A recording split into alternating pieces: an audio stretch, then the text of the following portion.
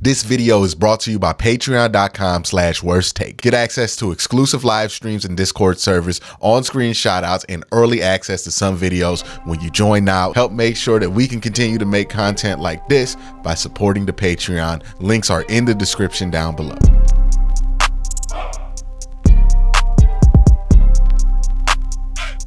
We've been spending a lot of time debating on what Ken Dorsey's role could be, what it should be, what we're afraid that he's going to bring or what he's not going to bring. Just a lot of debate in general about Ken Dorsey, and that made this introductory press conference for him a little bit more anticipated for me than usual. So what I'm going to do is go over the parts of Ken Dorsey's introductory press conference and a little bonus interview he did with Cleveland Browns Daily with Nathan Zagura, and go over what my thoughts are of some specific moments and what I feel like the takeaways are for me of his introductory, to get a better idea of what it is that Ken Dorsey is going to be doing here and what he thinks he can bring to the table as far as the Browns offense in 2024. So let's jump into it right here. Really a smart person who fits us from a culture standpoint, just has had a ton of success really every stop along the way, and really pleased to add Ken to this group. Play calling, which I know everybody wants to talk about, we'll get there. It's February 5th. What's most important, what I'm looking forward to the most, is putting this offense back together with Ken, really leading the charge, and that's why he's here. And really pleased to have him here. And with that, I'll introduce Ken Dorsey. All right, so two interesting things here, to me at least. One, Kevin Stefanski is the one that's introducing Ken Dorsey. Now, there has been a debate of sorts on who is responsible for what and who made what decision when it comes to why the Browns moved on from Van Pelt. This is something that would suggest that this was Kevin's decision, not just to move on from Alex Van Pelt, but to select his replacement. The reason that's important is because people are painting this picture, right? And they're painting a picture because I don't know if they want Stefanski out of there, but they're definitely not adverse to Stefanski getting fired, right? And they're trying to paint this picture of chaos behind the scenes as if Kevin is on his last legs in the Cleveland Browns organization and that he could get fired at any moment, or that he's some kind of lame duck coach. And I just don't think that's the case. I thought he was on the hot seat more last year than he is this year. I expect an extension to be announced probably in March or April. And I really wouldn't be surprised if that also happened with Andrew Berry as well. Kevin being the only one out here to introduce Ken Dorsey, to me, signifies that this was a Kevin Stefanski decision, in a Kevin Stefanski process, and that he is the one that's standing out there saying, hey, this is who I wanted. And then as far as play calling goes, of course, he's not going to answer questions about that. We know Kevin doesn't like to answer questions to the media. But this is going to be a collaborative process, and we'll talk about play calling after a question that gets asked to Ken Dorsey later in this interview.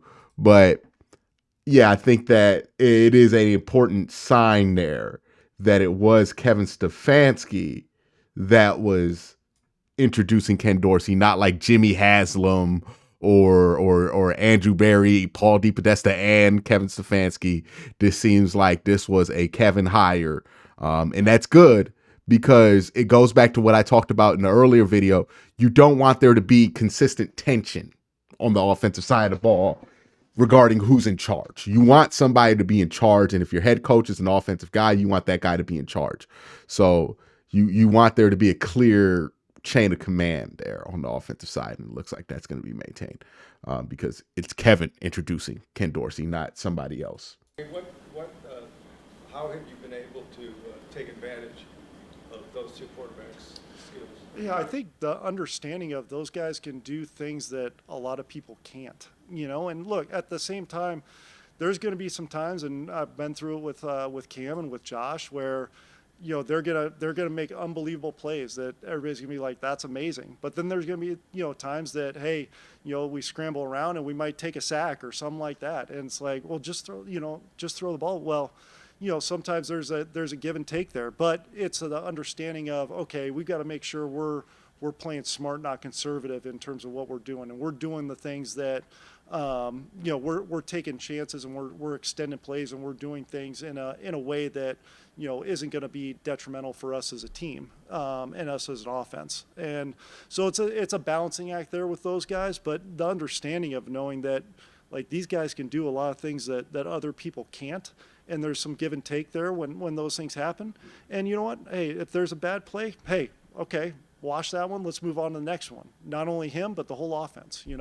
And that's offensive football. It's a long game, and there's going to be good and bad. It's, hey, let's focus on this play every single play, and come back and get this one.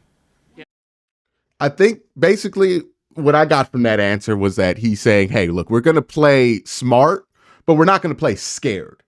And I think that's an important thing, right? Because the one criticism, even though Buffalo, it's funny how the blame gets diced out for that whole Buffalo situation, right? Because Buffalo started the year off pretty much on fire, right? People were talking about Josh Allen being the MVP, all of this stuff. And then they hit a lull kind of right there 3, 6, 7 weeks into the season, right? They hit a little bit of a lull, which they kind of always did there in Buffalo, or at least Josh Allen has a tendency to do in Buffalo. But they hit that lull. Ken Dorsey, the fingers got pointed at him. They made the decision to move off of him. And part of the reason they hit that lull was the turnovers. Now, the Buffalo Bills' answer to that was to be extremely conservative on the offensive side of football.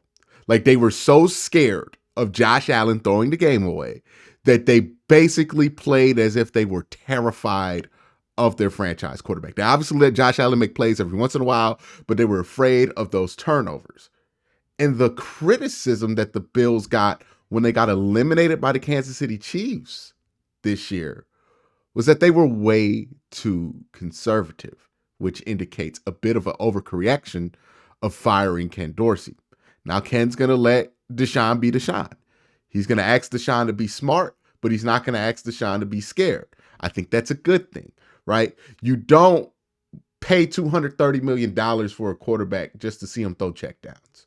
You don't pay $230 million for a quarterback who already has a successful track record in the NFL just to change him into somebody else, right? You signed Deshaun Watson because you felt like getting a quarterback like Deshaun Watson would be what takes the offense to the next level. And in order for that to happen, you can't play scared. And I think far too often, if I had to be critical, it felt like the team was afraid of letting the quarterback be the quarterback. And look, when I say things like this, or I'm critical of the offense or anything like this, please don't act like I'm not saying that Deshaun Watson's play is not worthy of criticism and that he's not responsible for his own bad play. I know some people like to extrapolate that from what I'm saying, which I think is uncharitable. But what I am saying is you have to look at every side of the problem, right? Deshaun Watson's underperforming. Part of that is on Deshaun. Another part of that is, well, doesn't look like the stuff he used to do. The Browns are asking him to do. Doesn't look like the Browns are, like, you can't sit here and tell me with a straight face the Browns were asking Deshaun Watson to be the same quarterback that he was in Houston and that he was in Clemson. They were asking him to be somebody different. So yeah, you can acknowledge that Deshaun Watson's disappointing play is partially his own fault. And you can even argue that it's mainly his own fault. But you could also say, hey, we're not helping be the solution from the other side of it because it never felt like they asked him to be Deshaun. Now, 11 games, he played what? The most games he's played consecutively with the team is 6. So maybe that had a lot to do with it. I don't rule that possibility out. That maybe the big missing factor here in the Deshaun Watson conversation is simply the fact that Deshaun Watson has not played that many consecutive games as a starting quarterback of the Cleveland Browns. Again, the most he's played is 6. 6 games. Joe Flacco played 6 games this year in a row. Well, what, 5 in a row plus a playoff game. And he missed the one because of injury, right? So that's, I think, the biggest problem with the Deshaun Watson era is that we just have not been able to keep him on the field consistently, whether it be a suspension, whether it be injury. And I've made the argument on this channel that the injury stuff, that's on him.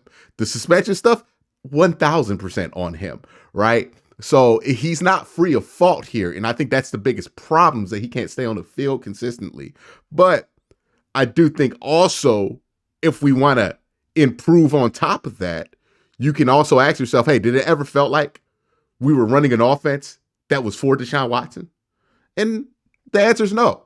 And that doesn't solve the whole thing. You got to get those other things solved, of course.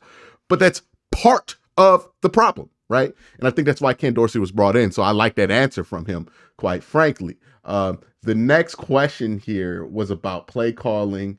And I want to get into a deeper conversation about play calling after this. But this question was about play calling that they asked Ken Dorsey. How important is play calling to you?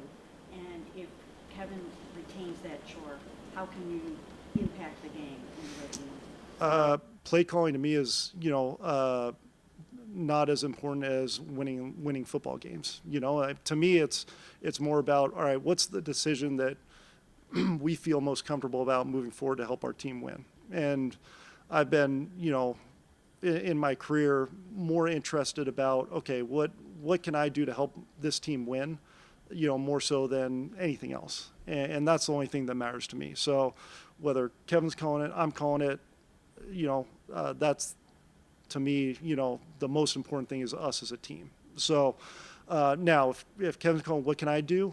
I could do my job to as high of an ability as humanly possible. I could get Deshaun ready to play each and every week. I can get our room ready to play each and every week because we got a great room, and I'm sure we'll add to that. And then I could help develop a game plan that's going to help us be multiple, attack a defense in different ways, be aggressive, and be elite in what we do. And that's the most important thing to me. Just doing that to make sure if I'm in that role, hey, I'm going to do that at an extremely high level. Have you spoken with?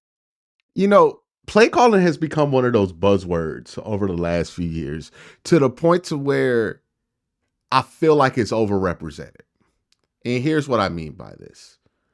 Play calling is a part of the pie, but we argue as if play calling is the entire pie. Like, for example, I did that video about this clip is why and Alex Van Pelt got fired. And it's about how the offense was basically the same thing that the Miko Ryans went against when he was a player. It was basically the same Gary Kubiak system. And a lot of comments, like a popular reply to that was, well, why should Alex Van Pelt get fired for that? But Kevin Stefanski was calling the plays.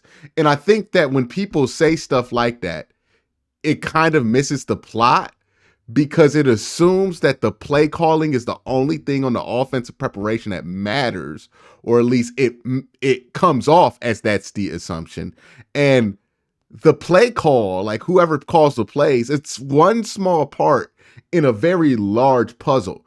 The issue with the Browns last year was that they could not add new things to the offense because everybody was dead set in doing it the old way. And there was nobody in that room offensively to introduce new ideas. It's not that the Kubiak system is complete junk and needs to be thrown out. That's not what they're going to do with the offense. They're not buying a completely new offense here. That was never the goal with the offensive coordinator search or any of the new coaching hires that they did. The goal with these new coaching hires isn't to radically change to a brand new offense. The goal of these hires is to add some new voices with different perspectives into different positions within the coaching staff, so that when you collaborate on the play sheet and you collaborate on the game plan, you can add more diverse ideas into the play sheet. You can be more multiple. You can be more comfortable running RPO. You can add more motion. You can add more wrinkles to an offense that didn't have it previously because you were only getting one perspective on offense before, right? That was the one thing we were just getting that one perspective. From Alex Van Pelt to Kevin Stefanski to Stump Mitchell, it was all the same type of expertise. We all just knew that one thing, that Kubiak offense. And the Kubiak offense is awesome, but it can't be the only input that you have in that room, or else you start to fall behind. If you look at Sean McVay, if you look at Kyle Shanahan, if you look at Matt LaFleur, any offensive coach worth their salt, you will see a bunch of different guys from different backgrounds along those coaching staffs to be able to add more concepts and have more comfort with different things when you need to adjust, whether that be in a game, during a season, or while rebuilding an offense.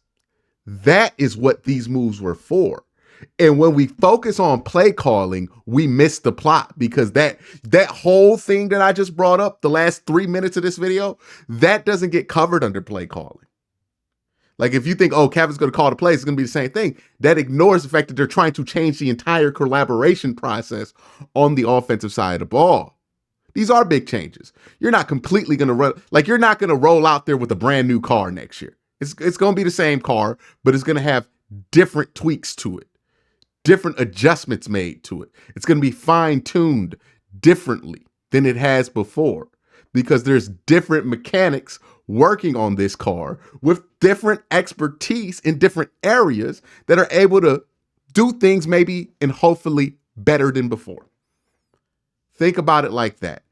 I know we tend to get real binary with how we look at coaching hires.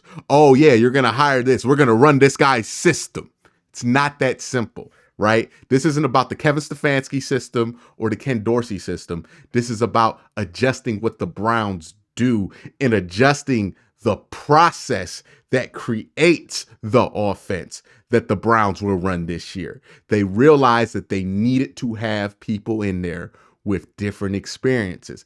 And that's why Alex Van Pelt got let go. Not because he's a bad coach, not because he's bad at his job, but because ultimately him and Kevin Stefanski were too similar to be able to adjust the offense in the way that they wanted to do it, because they had the same comfort zone.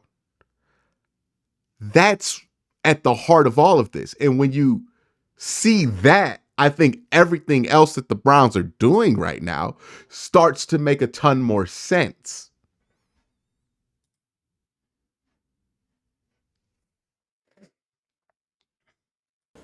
With Deshaun, since you've been hired? Yeah, so I will, you got time to figure that out, and there's going to be a process that we go through to do so. Can you talk about Deshaun's feel for the outside game pocket? Do you think he has a feel for protecting himself? Can you help him with that? Look, I think all these guys are so competitive. I mean, look, I've been through this a few times now, and these guys are so competitive. They want to win. Deshaun wants to win. And he's going to do anything humanly possible to help this football team win games. And sometimes that's going, putting your body on the line to do so. Now, what we got to do is make sure we're evaluating when we're doing those things. Is it first down and we're scrambling? We got a first down already. Get down, get out of bounds, and save yourself the hit and those types of things. Those are all things that we'll look at, because clearly, like, this team is at a different level when he's on the field, and that's the thing that we want to do as a staff is make sure we're communicating to him and him communicating with us, kind of what he's feeling, what he's seeing, and making sure we're doing everything possible to keep him healthy. Yeah, and look, there's only so much Ken Dorsey can do about that, right? Like, I don't know if that's a question that Ken Dorsey can really answer. He can tell Deshaun to slide as much as he wants. The Browns teammates can tell Deshaun to slide as much as he wants. That's a Deshaun thing. Like, ultimately, Deshaun has to protect himself. Deshaun has to play safer. And that's going to be something that Deshaun Watson's going to have to dedicate his offseason to, or at least dedicate a good chunk of his offseason to, is how to stay healthy. Because, again, I'm going to say this again, and I'm going to say this all offseason. I'm not as concerned about if he can still play football. I think there's reasonable evidence if you look at the tape to say, yeah, Deshaun Watson's still capable of playing football at a high level.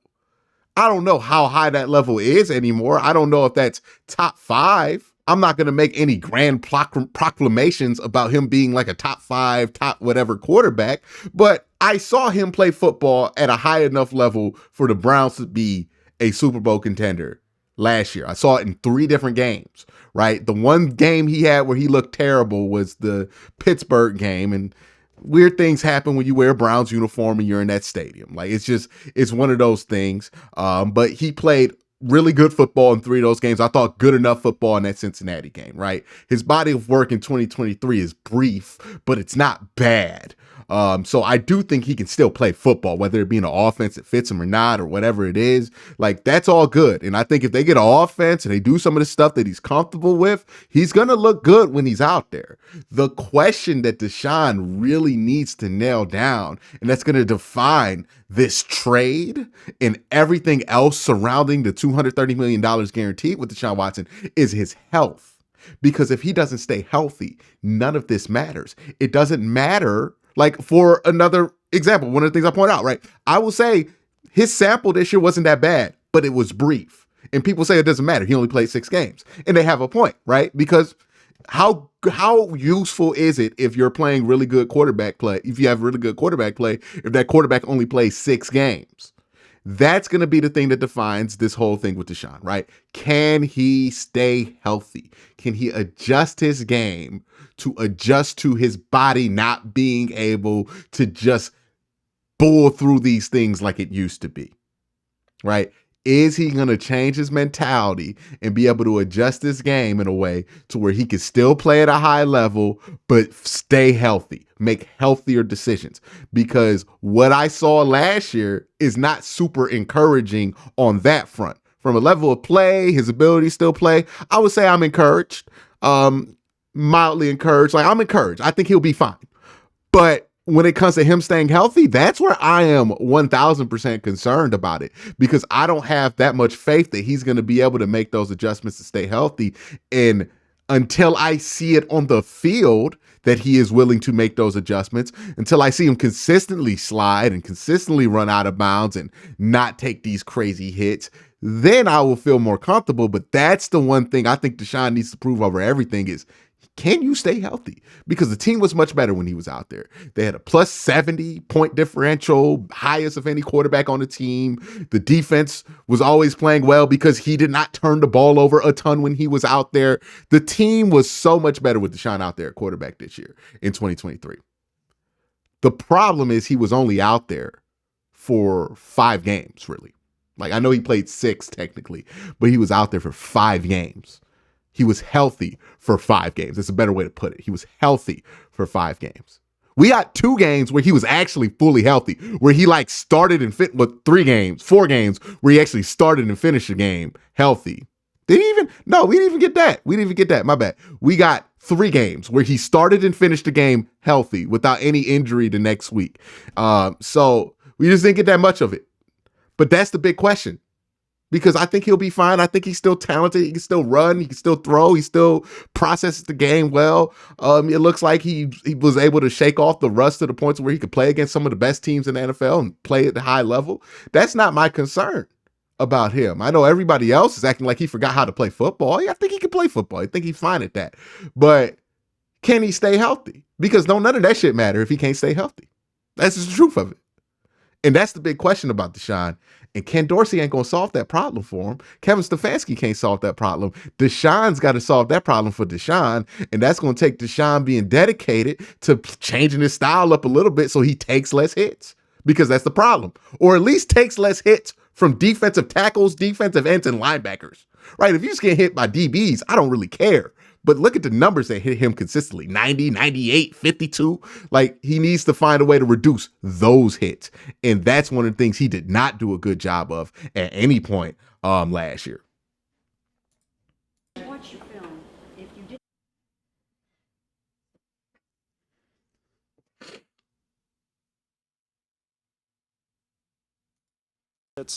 There's nothing wrong. Deshaun, Deshaun recently said that he does not like scripted plays.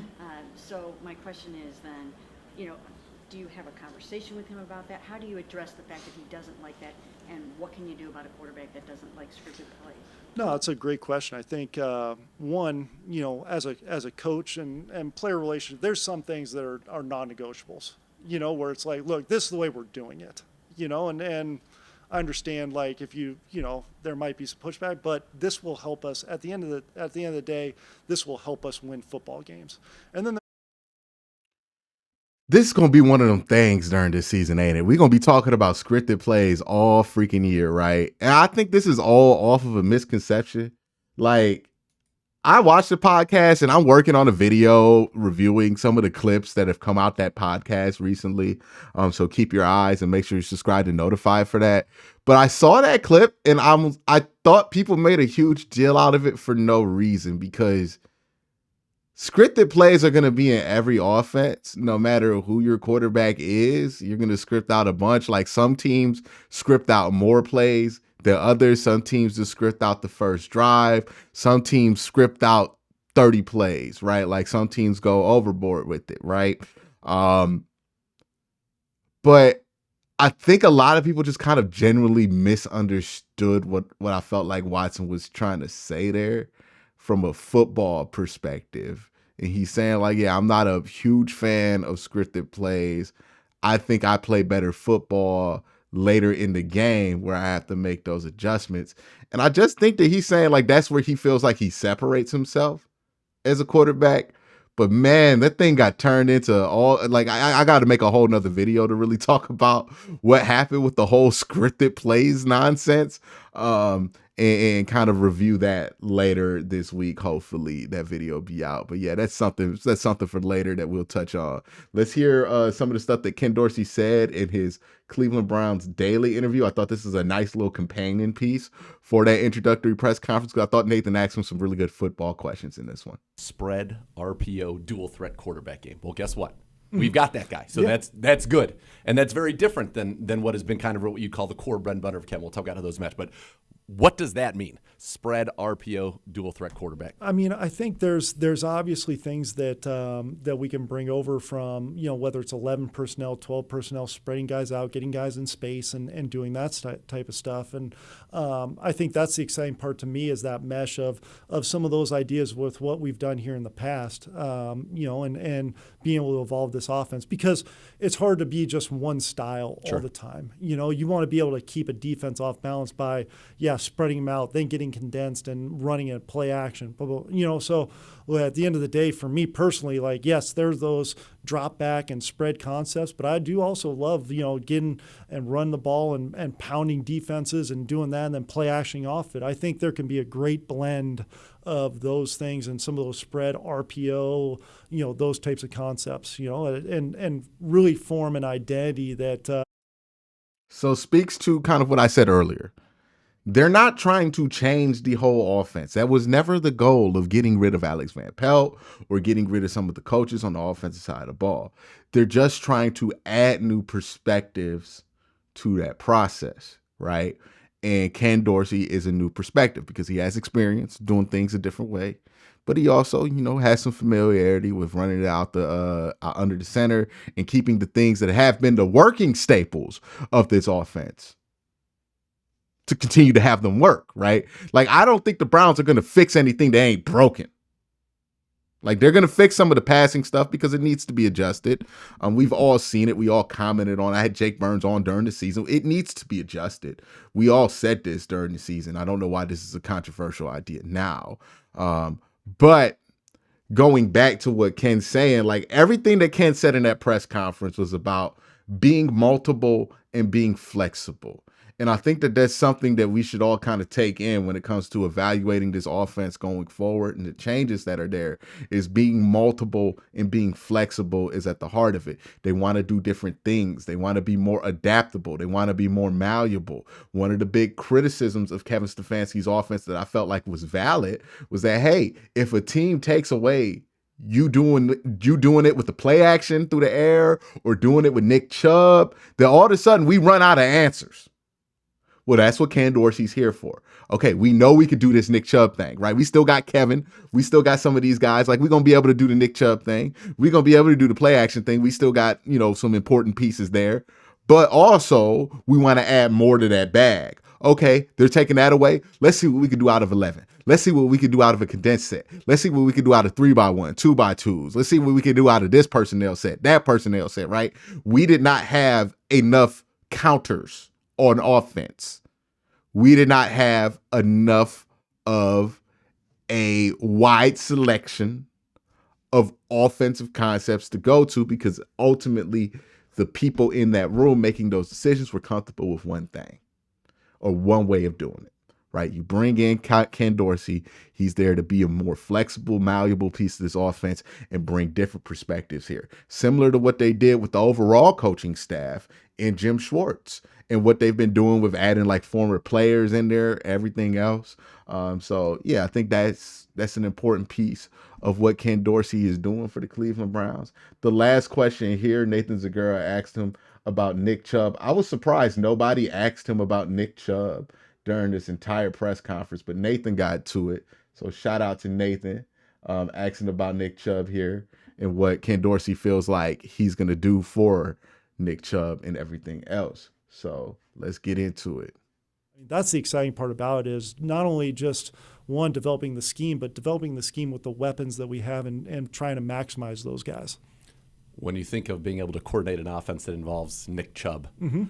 you've been with some good running backs, obviously, but Nick Chubb is elite. Yes. When you think about kind of that and the advantage that gives you, because now you have home run capability even on a simple handoff. Right. And how that stresses the defense. Is that kind of an exciting thing for you to kind of think about? Well, there's no doubt, because at the end of the day, defenses, right, they're going to try to load the box and whether or not you're force blocking safeties and doing those different things, then corners are cracker place and all that stuff, right, all those scheme stuff. But when you got a guy like Nick who can, make somebody miss, and do those side, run, that's when all of a sudden, those, 6, 7, 8 yard runs go to, explosive runs, or, take a 2 or 3 yard run goes to a 6 or 7 yard run, and those types of things. So, obviously, a guy like him is invaluable, and what he brings to the table and what he has brought to the table, and we won't lose sight of that, and we'll make sure that obviously he's going to be an integral part of what we do. It's going to be a lot of fun. Yeah. Welcome back. Yeah, we know this. I mean, like, Kevin Stefanski's gone out and said it. Andrew Berry's gone out and said it. Now you hear Ken Dorsey say Nick Chubb's going to be a huge part of whatever the Browns do going forward. He's just a huge part to this team. So you would expect him to be a big part of it. But my impressions overall from just ingesting some of this Ken Dorsey media is this is somebody who is a more flexible voice in that offensive room. This is somebody who has a level of experience with game changer style quarterbacks, as Cam Newton would put it, like Deshaun Watson, Josh Allen, Cam Newton himself. And I think that experience is important, because I do think calling an offense for a quarterback like that is much different, or not calling, but creating an offense for a quarterback like that is much different than creating an offense around a quarterback who is not that, right? More of the game manager. And I think Kevin's strengths as a play caller and as a offensive coordinator and creating the offense has been, he can really do a lot with a game manager at quarterback. But where we have seen Kevin struggle is when he has somebody who's a bit more of a game changer, or wants to play more like a game changer or a gunslinger, or however you want to put it, right? That was where some of the friction was with Baker Mayfield, and it's where some of the friction has been on the football field, at least at times, with Deshaun Watson. And I think this is more or less just making an adjustment to how things are done to make sure things are done better going forward. And Ken Dorsey has experience in the relevant areas. There are some questions about his time in Buffalo. I don't know if he's going to be perfect, but nobody is. What I do think Ken Dorsey can be is somebody who has a lot of experience working with guys who play the quarterback position a little bit differently than maybe Kevin is used to.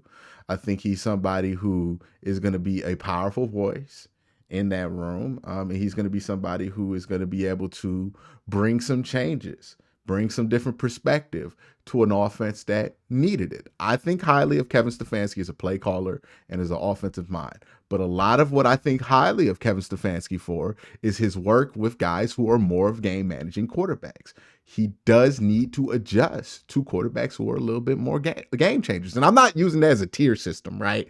Game manager, game changer, it's just a style of play to me. It's not a measurement of how good you are at quarterback. A game changer is somebody who doesn't follow the script as much, right? Who sees it and then throws it, who makes plays, who plays a little bit looser. A game manager is somebody who needs that thing tight. Like they need to be able to have the play call in, everything else. They need to know where to look. Like you need to give them more information. And I think Kev's done really good with those guys. He's gotten a lot out of Jacoby Brissett. Got a lot out of every quarterback he put out there this year. Got a lot out of Joe Flacco. And I think that's no mistake. And I think they understood, okay, we're good at this, but we're not so good at working with the type of quarterbacks that you would pay $230 million to guaranteed. And they need to get better at that. And Ken Dorsey is somebody who has a ton of experience with that. And he was with Cam Newton.